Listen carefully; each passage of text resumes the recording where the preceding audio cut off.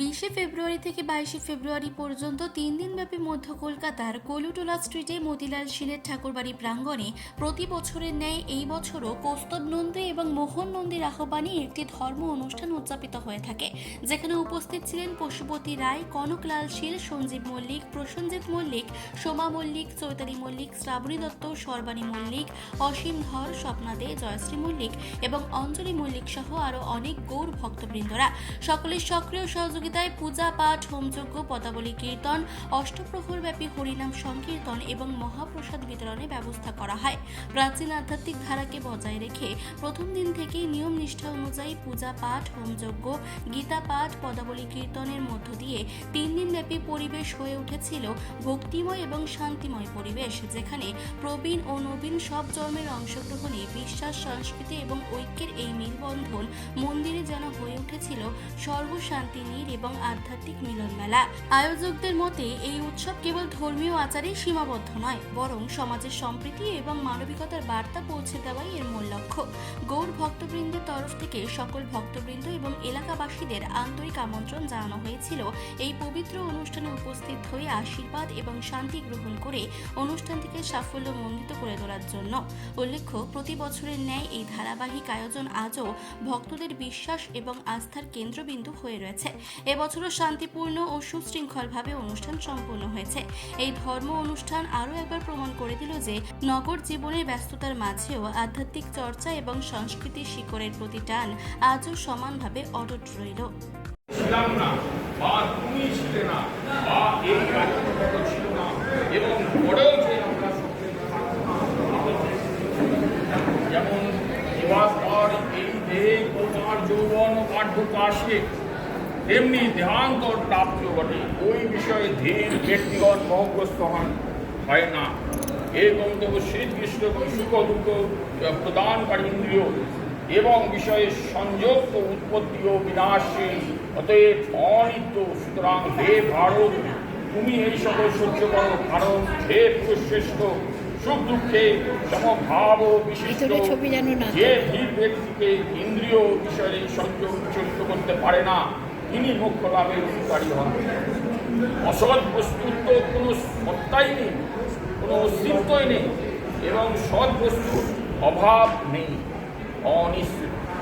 এইরূপে এই দুটি যখন মহাপ্রভু এসেছিলেন তখন একটা নাম গানের আন্দোলন হয়েছিল 500 বছর আগে থেকে।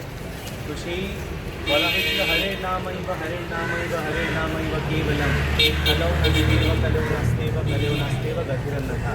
তো যখন বলা হচ্ছে তার মানে এই নাম সংকীর্তনটাকে বজায় রাখার জন্য এবং বিভিন্ন অঞ্চলে অঞ্চলে এরকম হরিভক্তি প্রদায়নী সভা বা চৈতন্য সভা বলে নাম গানের একটা আসর হতো, যেখানে নামটাই হবে মেন, মানে তারক ব্রহ্ম নাম, হরে কৃষ্ণ নাম, এইগুলোই চ্যানেলের বেসিক্যালি উদ্দেশ্য ছিল, যাতে এটা ছড়িয়ে পড়ে কলিযুগে।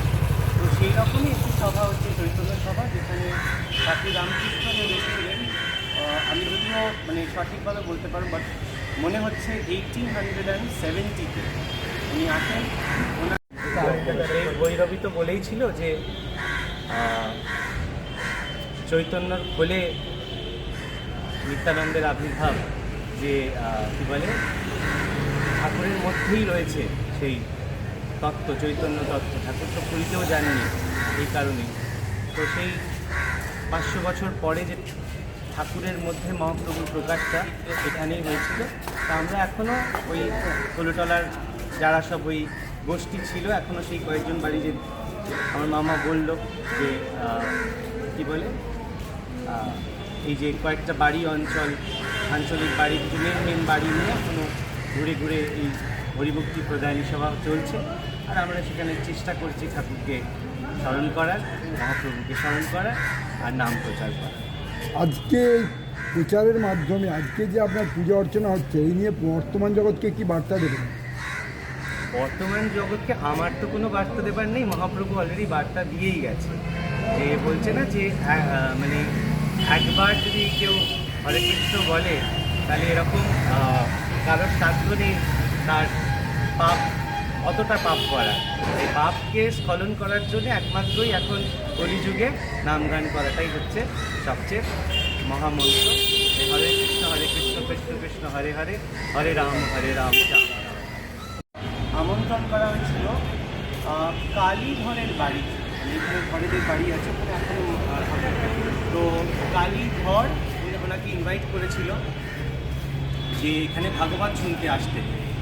তো ওনাদের বাড়িতে উনি ভাগবত শুনতে আসেন, আর সেখানে এসে সমাধিস্থ হয়ে উনি চৈতন্যর আসনেই উঠে বসেন আর কি। তো সেইখানেই ভাব সমাধি হয়েছিল, সবাই একটা দিব্য দর্শন করেছিল যে ঠাকুর আর কেউ নয়, ঠাকুর মহাপ্রভুরই একটি অংশ। তো আমি তো ভৈরবী বলেই গেছিল চৈতন্যর খোলে। তার তরফ থেকে আপনাকে স্বাগত। আজকের এই যে একটা পূজা মণ্ডপ, এই মণ্ডপ সম্পর্কে আপনি কী বলবেন?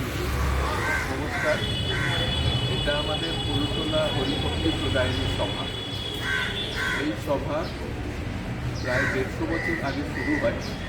আমাদের পূর্বপুরুষেরা আমাদের এই কুলুটোলা অঞ্চলে এই সভার সূত্রপাত করে। তখনকার দিনে ইংরেজ আমল ছিল, এবার ইংরেজের আধিপত্য খুব বেশি ছিল, আর আমাদের সমাজেতে তখন ওই আমাদের জাতটাকে কনভার্ট করে দেওয়ার একটা চেষ্টা চলছিল। সেই জন্যই তখন আমাদের সমাজের নেতারা ঠিক করেন যে এমন একটা কিছু অনুষ্ঠান, ধর্মীয় অনুষ্ঠান করতে হবে যাতে এই হিন্দু ধর্মের লোকটা বন্ধ হয় আর আমাদের সনাতনী ধর্মটা আরও প্রচার হতে পারে। সেই সময় থেকে প্রায় 150 বছর আগে থেকে এই হরিভক্তি সভার প্রচলন হয়।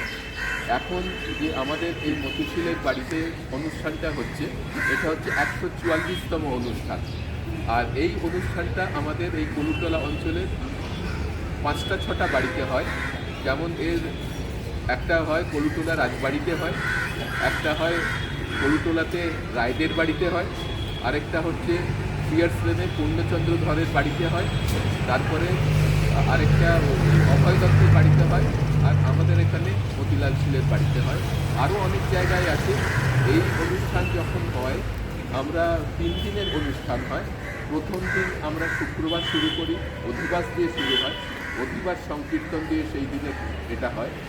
শনিবার দিন সকাল থেকে অষ্টপ্রহর নাম সংকীর্তন শুরু হয়, শনিবার সূর্যোদয় থেকে রবিবার সূর্যোদয় পর্যন্ত। এটা রবিবার অবধি চলে এলো। রবিবার দিন আমাদের নগর সংকীর্তন হয়, যেমন আজকে আমাদের নগর সংকীর্তন হয়েছে।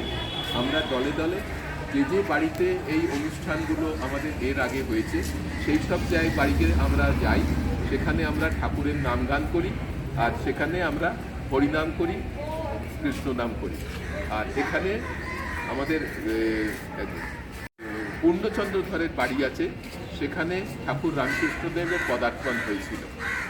আমরা এটাকে খুবই আনন্দের সঙ্গে পালন করি, আর আমরা খুব এতে আনন্দ পাই। আপনার নাম? আমার নাম কৌস্তব মল্লিক। নমস্কার। কলকাতা থেকে মানসী বসুর রিপোর্ট, চেতনা বার্তা, জেগে থাকে, জাগিয়ে রাখে।